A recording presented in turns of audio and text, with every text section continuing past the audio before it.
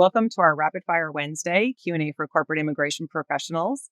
I'm Kimberley Robidoux with our WR Immigration San Diego office, and I am also here with Miki Matrician, who is co-managing partner in our Boston office. How are you doing today, my fire twin? Hi, Fire Kim. Well, for today's installment of Rapid Fire Wednesdays, we're discussing a question from a recent event. So specifically, we were fortunate to be able to speak with global mobility professionals at the Global Mobility Journeys hosted by Andy Smales. And we also had our own Dan that was meeting with us as well and participating in the event. So we wanted to talk about a really good questions that one of the attendees sent to us when we, discussed that at the event. And that was, what are the key metrics that immigration programs should track in order to assess the program's performance, right? So there's a lot of good things that came out of that conversation. So Miki, what are some of your thoughts on this question? Yeah, that's a great question for sure. I do think it's important to track key performance indicators. And depending on the company, your executives may ask Global Mobility or HR to keep track of these. And if they haven't already asked, it's something to contemplate starting to keep track. So, to ensure that the program's successful and running smoothly, processing times is the first thing that comes to mind. And you can slice and dice the info in a few different ways, but it's really good to look more closely than just case initiation to approval. That might not account for how long it's taking to collect the necessary information or documents from the foreign national. And it might not be precise enough to account for how long the case is sitting with Immigration Counsel or the Global Mobility team. So then we should really be looking at government processing times separately too.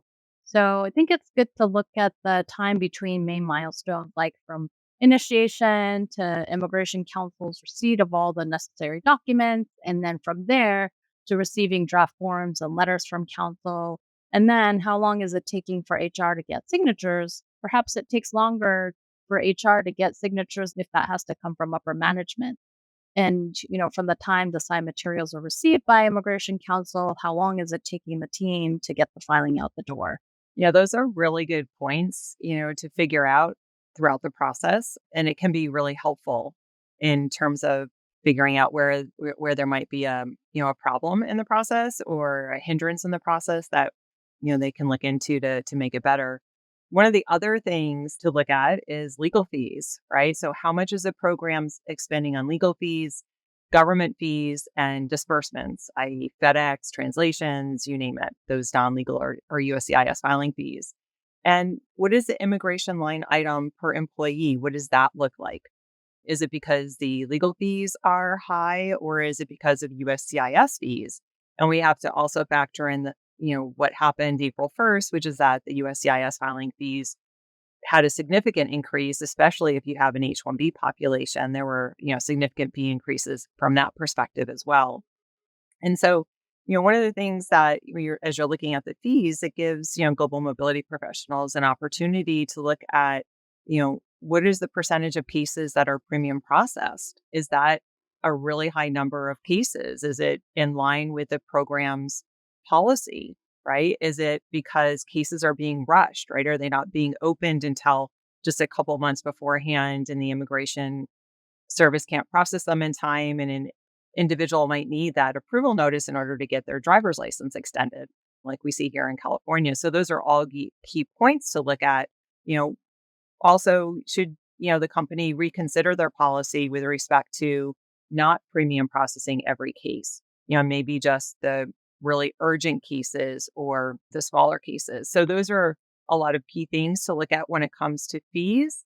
And it's also, to look at what does the company cover with respects to the dependence processes, right? Is the company really, really generous and processing not only the dependent visa classification, their application, but also EAD cards for spouses. So what does that overall program look at?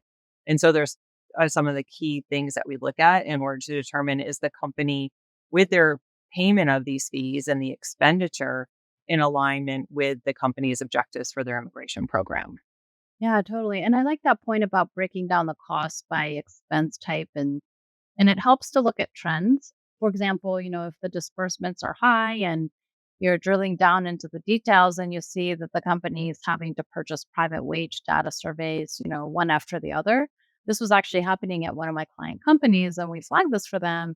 And, when we kind of looked at the whole cost of the purchase of all of the surveys, we discussed with them that, hey, like maybe it might make financial sense for you to purchase a subscription to a wage data survey instead of, ad hoc purchasing pieces of data here and there for per individual. So, because those add up.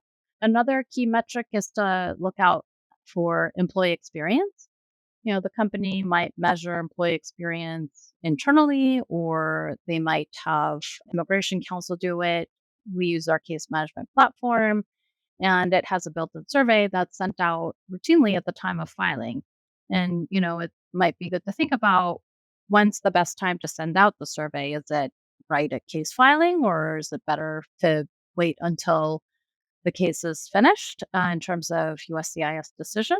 It might be that filing is when it's freshest in the employee's mind. So that's something to factor into.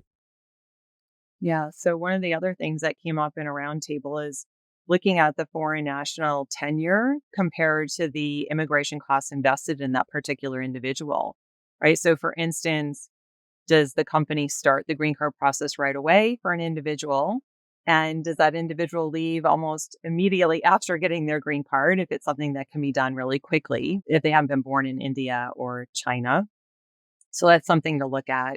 And, you might want to reconsider your investment from that perspective. Should you wait a little bit longer before making that financial investment in the green card process for individuals? Should you reconsider your program's policy?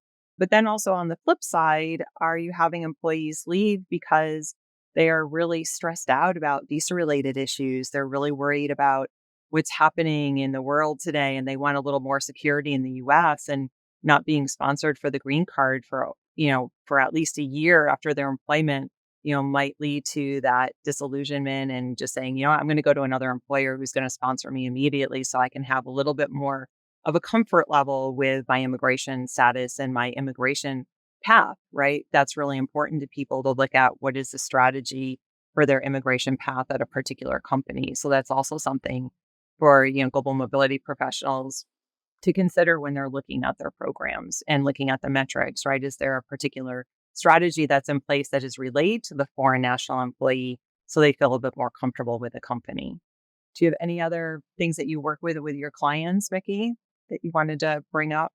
Yeah, I think we hit most of them. And yeah, I think that those are really good points, because at the end of the day, really, global mobility professionals' experience is just as important as the foreign national employee experience as well. And hopefully you're constantly in conversation with your immigration counsel regarding, any improvements that could be made or any proactive strategies that can be employed related to issues that frequently come up, and one of those could be long government processing times. But yeah, I think that most of the key metrics that really should be the starting point. Yeah, that's awesome. So I think that's a wrap for today. And next week, we'll be talking a little bit more about some other things that we were discussing in our benchmarking surveys. And just a little plug here, if you aren't already involved in our immigration benchmarking collective and you wish to be, so that you can gather some information that will be helpful to your program, as well as share your experiences with other professionals, just let us know. Reach out to Mickey or to me. And if you don't already follow WR Immigration on LinkedIn, please do so. And you can follow Mickey and me individually as well. And the last thing I'll talk about today is, don't forget, we turn our Rapid Fire Wednesday into a newsletter every week that you can subscribe to. And we hope you get some value out of it. So thanks again, and good to see you, Mickey. Good to see you, Kim.